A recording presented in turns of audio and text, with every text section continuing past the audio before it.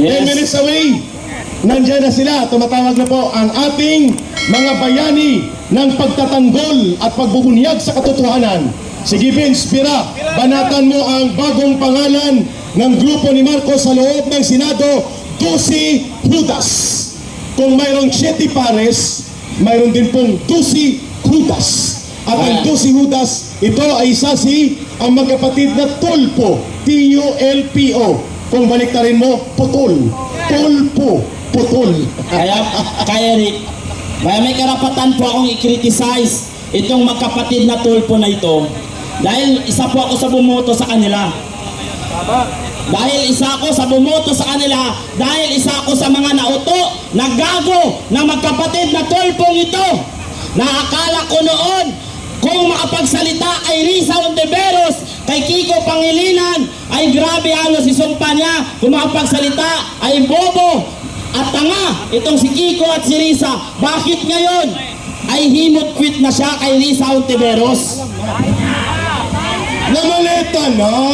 At ito pa mga kasama, yun pala, kaya kumukontra lang sa doon kay Risa Ontiveros. Ang sabi niya, hindi naman daw masama ang magnakaw sa kaban ng bayan basta kasama silang mga tulpo. Mga kababayan, Vince, excuse ha, pag dumating po ang 18 brave soldiers, ay kung hindi po makakadaan sa harang ng barikada ng mga lispo na kapatid natin, dito na natin pababain. Hawanan natin at magkadaupang palad natin at tanggapin dito ang mga 18 former soldiers. Tingnan natin kung makakapasok sila sa gate ng Senado. Yes. May harang na. Sa may tulay daw, may harang na. Hindi dito po sila manggagaling. MOA sila. MOA doon. Doon sila. May harang. So kung wala sila sa MOA at iikot sila, bantayan na lang natin na dyan dumaan. Yes. No? Ano ba ang ikinatatakot, Vince? Ni Marcos, kung kailangan mag-imbestiga at kailangan ilantad sa publiko, kung wala kang kasalanan at hindi ka nasasangkot sa mga anomalya at sindikato ng flood control, bakit lahat na lang ng ahensya at instrumento ng gobyerno ay pakikilusin mo? Alam mo naman partner, na lahat ng nakawan sa gobyerno ay hindi yan mangyayari kung walang paintulot ng walang kwenta at bangag na Presidente Marcos. Exactly, mga kababayan. Ang tawag po diyan sa prinsipyo na yan sa pamumuno, respondeat superior. Yes. Command, responsibility, and accountability are now vested into Marcos. Yes. Siya ang Pangulo di ba?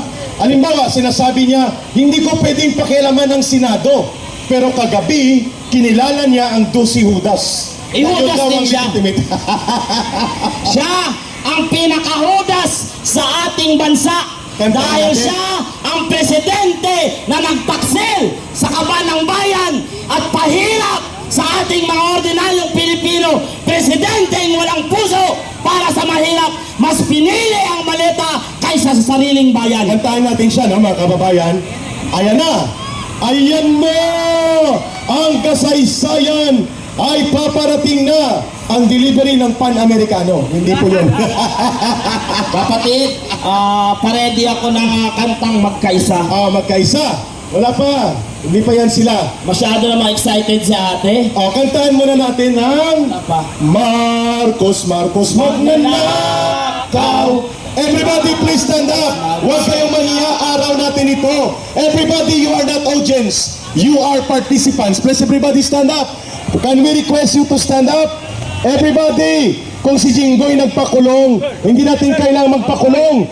Tumayo lang tayo. Everybody please stand up. We are requesting you. Mabigat talaga sa ibang tumayo, ano? Pwede naman tayong tumayo siguro para makipagkaisa.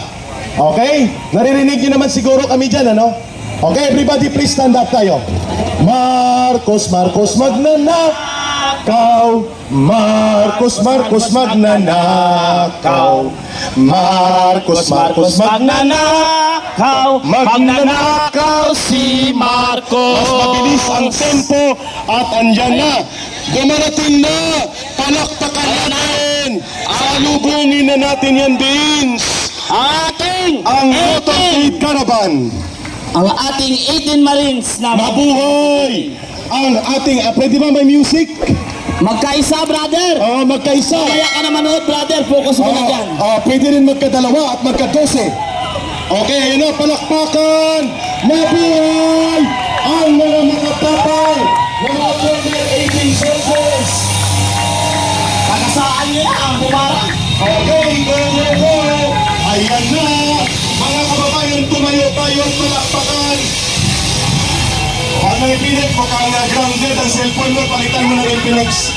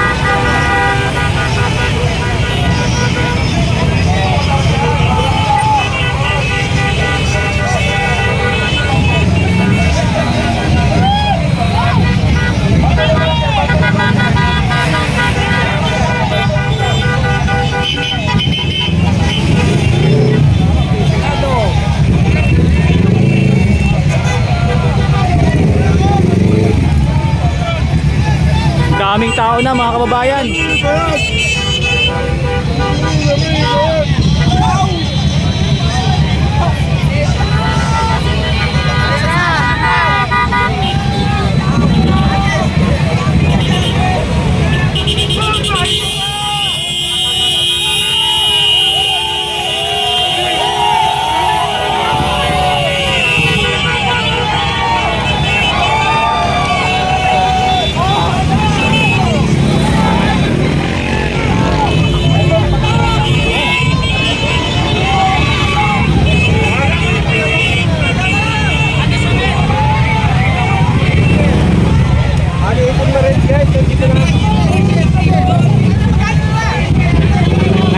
Nandito ng 18 Marines mga kababayan.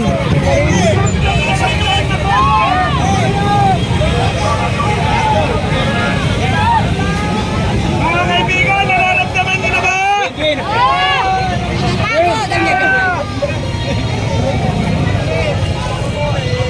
Dito ng 18 Marines mga kababayan.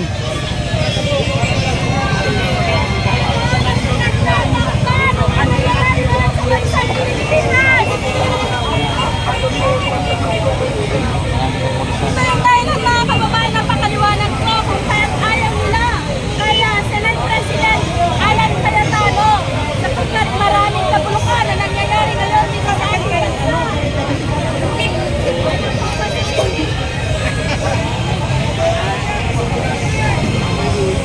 Wait lang mga kababayan. Yan, sa manonood po ng ating live dyan, salamat po ng marami sa inyo mga kababayan. Huwag po kayong aalis. Atin po tutukan yung kaganapan dito sa may labas ng Senado. So syempre po, kung kayo po ay nagustuhan po itong ating papagalitan ng update dito sa Senado, i-subscribe nyo po ating YouTube channel. Ang paintulot na pumasok ang mga testigo ng mga former soldiers, huwag niyong halangin. Antayin yung dumami pa kami.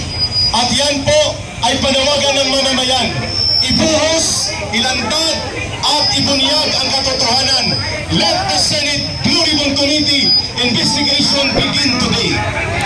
Pagmamayari po ng taong bayan ng Senado. Kaya buksan po natin sa taong bayan. Ang Senado, pagmamayari ng bayan. Ang Senado, pagmamayari ng bayan. Ang Senado, pagmamayari ng bayan. Ang Senado, pagmamayari ng bayan. Ang Senado, pagmamayari ng bayan. Ang Senado, pagmamayari ng bayan. Kapatins, Senate Blue Ribbon Committee investigation. Ituloy na, ituloy na.